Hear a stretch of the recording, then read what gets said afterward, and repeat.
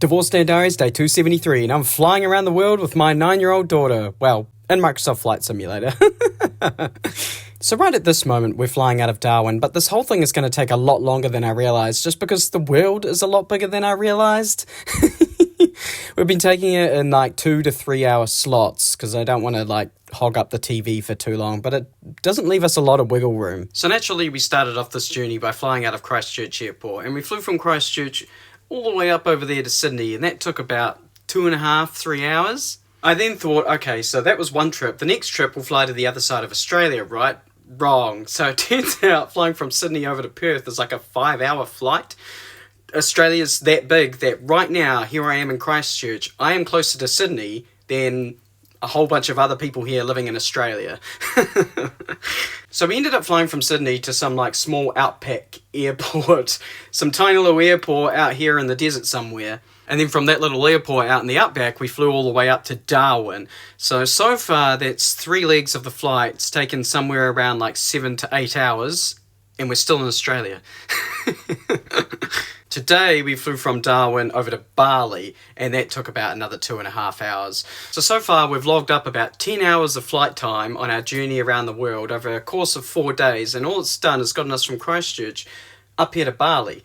And we still have, quite a lot to go. Bali's here. You've got to get all the way across Asia, through the Middle East, through Europe. She wants to go to the UK and see some spots around there. So we'll probably make some diversions. It won't be the most efficient method. But from there, we still have to then get around to America and back across the Pacific Ocean. I have no idea how we're going to manage that.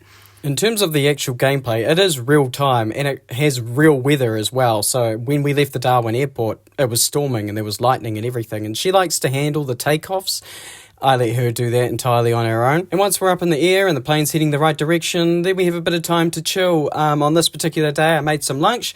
I had some buns left over from making hamburgers that I needed to get rid of. So what I did is I just whipped up some garlic butter, cut the buns in half, stuffed them into my baking tray, put that garlic butter on them, put a ton of cheese on them, then just put them under the grill. And that was a nice and easy lunch. And I, got to pretend like I was an air flight hostess.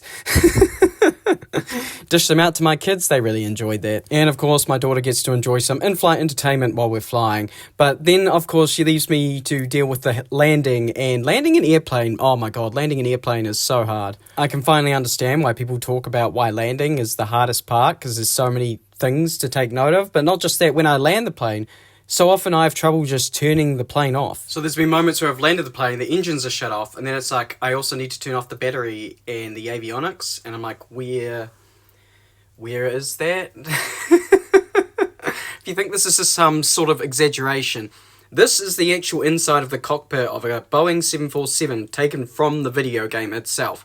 One of these 100 buttons in here is the battery, and one of them's avionics. I still haven't found it. I've landed the plane 5 times at this point. Still don't know where all the buttons are.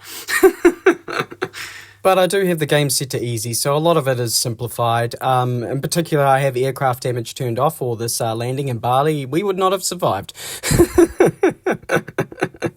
But it's just been fun. It's been a bit of a bonding experience, especially on these rainy days. I may not be able to take her around the world in real life, but at least I can take her around the world on Microsoft Flight Simulator, and I will catch you on the flip side.